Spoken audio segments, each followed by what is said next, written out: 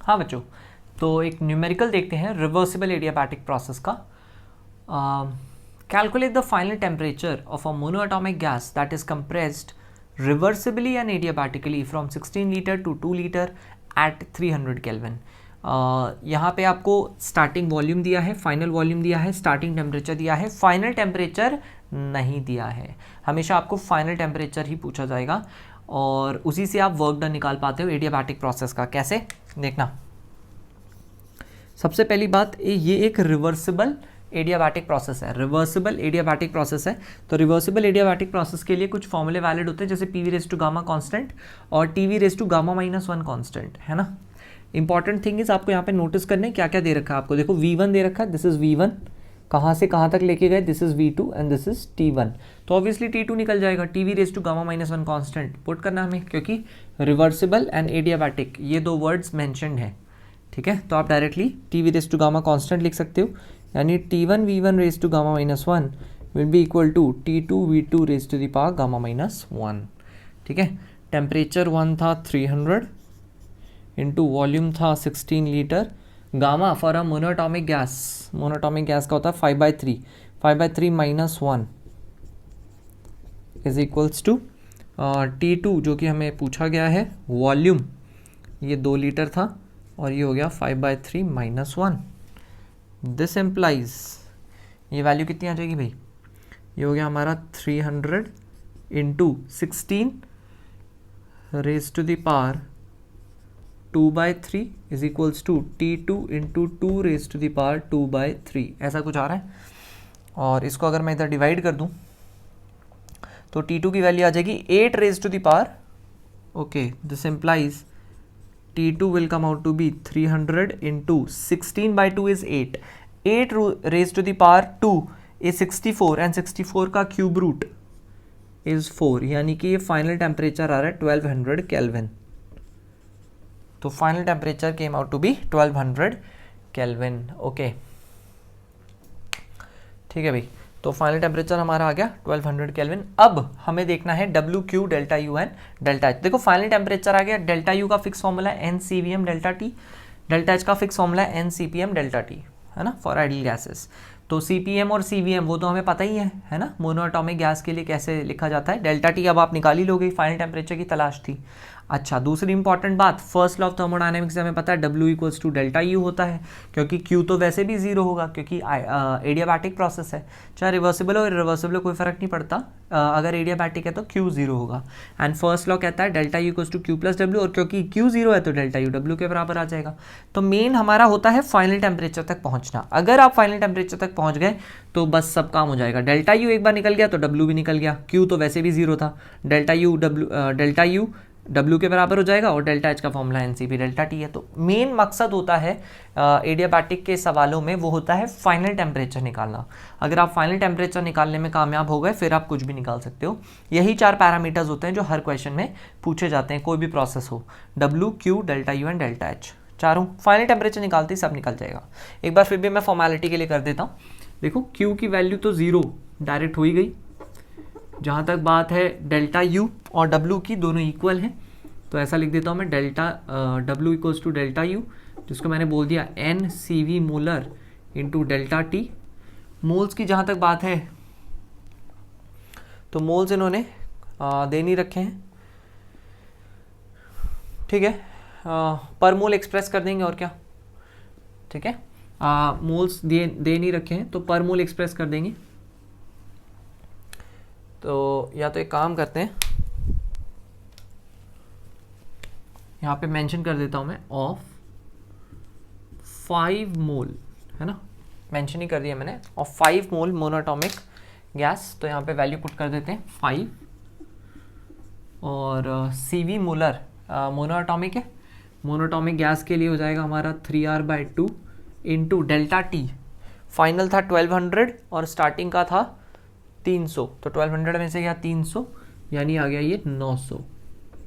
अगर आप कैलोरी में पुट करोगे तो ये और ये कट जाएगा, 5 3 हो गया 15, 15 9 13500, 13,500 कैलोरीज इतना आ जाएगा, या फिर आप बोल सकते हो 13.5 kilo calories. This much value will be of delta U. Obviously value positive आ रही है। वर्क डन पॉजिटिव आ रहा है, वर्क डन पॉजिटिव आ रहा है, इसका मतलब कंप्रेशन हुआ है। हाँ बिल्कुल हुआ है, देखो 16 से 2 आए ना, कंप्रेशन हुआ है। वर्क डन पॉजिटिव आता है, इसका मतलब कंप्रेशन हुआ है, work is done on the system. ठीक है, अच्छा तो W और डेल्टा U दोनों एक ही साथ कवर हो गए। बाकी बचा हमारा डेल्टा H। डेल्टा H होता है N CPM into delta T। N की वैल्यू 5, मोनोटॉमिक के लिए ये हो गया 5R/2, और बचा डेल्टा T, है ना। डेल्टा T में हमने रख देना है 900। अगेन R की वैल्यू अगर आप कैलोरी में रखोगे तो 2 आएगा, ये हो गया 5 5 ज़ा 25, 25 9 ज़ा 25 टाइम्स ज़ा इज 225, 2 0 और, तो 22,500 कैलोरीज आ गया ये आंसर।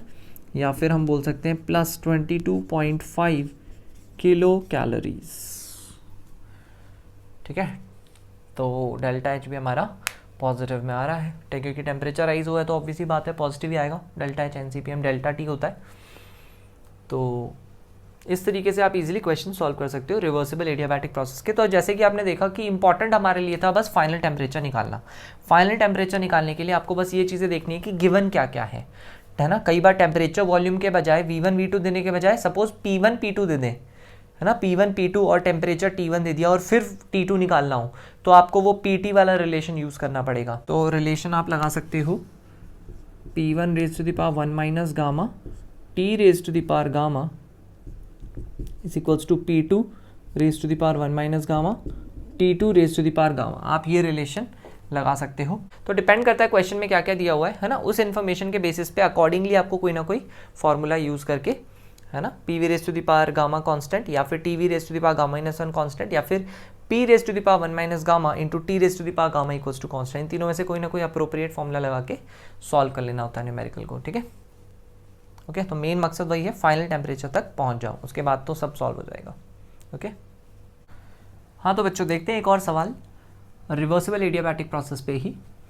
2 मोल गैस जिसका CVM molar specific heat at constant volume given है 5R/2, इसका मतलब डायटोमिक गैस होगी, is allowed to expand reversibly. इस बार एक्सपेंशन करवा रहे हैं, एक्सपैंड रिवर्सिबली एंड एडियाबैटिकली। इन दो वर्ड्स पे ध्यान देना है, रिवर्सिबली एंड एडियाबैटिकली। अगर एडियाबैटिक और रिवर्सिबल है इसका मतलब PV raise to the power gamma constant लगा सकते हैं, TV raise to the power gamma minus 1 constant लगा सकते हैं, P raise to the power 1 minus gamma into T raise to the power gamma equals to constant लगा सकते हैं। इनमें से कुछ भी लगा सकते हैं डिपेंडिंग ऑन क्या क्या वैल्यूज गिवन है। तो ध्यान से देखो, फ्रॉम वेयर टू वेयर, ये रहा V1 ये रहा V2, यानी कोई ना कोई वॉल्यूम वाला लगेगा। ठीक है, और इनिशियल टेम्परेचर दे रखा है यानी कि ये रहा T1। देखो सवाल हमेशा आ जाता है फाइनल टेम्परेचर पे। अगर फाइनल टेम्परेचर निकल गया एडियाबैटिक प्रोसेस में तो बस फिर तो सारा काम हो ही गया, फिर तो आप सब कुछ निकाल सकते हो। डेल्टा U जो कि W के बराबर होता है, डेल्टा H भी निकाल ही सकते हो क्योंकि CPM और CVM तो वैसे ही निकाल लोगे। ठीक है, तो मेन सारा मुद्दा जो होता है एडियाबैटिक वाले सवालों में वो होता है फाइनल टेम्परेचर के, कि फाइनल टेम्परेचर तक कैसे पहुँचे। ठीक है, तो आपको T1 V1 और V2 दिख रहा है, तो यानी बहुत ऑब्वियस ही बात है, सबसे पहले आपको निकालना है T2, उसके बिना क्वेश्चन सॉल्व कर ही नहीं सकते। तो हमने लगा दिया भाई T1 V1 raise to the power gamma minus 1 is equals to T2 V2 raise to the power gamma minus 1। ये मैं क्यों लगा पा रहा हूँ, क्योंकि रिवर्सिबल और एडियाबैटिक दोनों वर्ड्स एक साथ लिखे गए हैं। टेम्परेचर 1, अच्छा सेंटीग्रेड में ना डाल देना, 273 उसमें ऐड करो, 273 ऐड करते ही वो बन जाएगा 600, वॉल्यूम था 1 raise to the power gamma minus 1। Gamma obviously CV अगर 5R/2 है तो CP हो जाएगा हमारा 7R/2 यानी 7/5 हो जाएगा। 7/5 minus 1 is equals to, volume 1 हमारा 1 था ना, T2 ये हमें फाइंड आउट करना है। V2 था हमारा 32 लीटर और उसकी पावर है हमारा 7/5 माइनस 1। ठीक है, दिस इम्प्लाइज ये बन गया हमारा 600 in equal to T2 into, ये देखो ये क्या बन गया 32 की पावर 2/5। देखो fifth root of 32 is 2, 2 square is 4, तो दिस इम्प्लाइज T2 जो है 600/4, आधे का आधा यानी कि 150 केल्विन, इतना आ जाएगा भाई 150 केल्विन।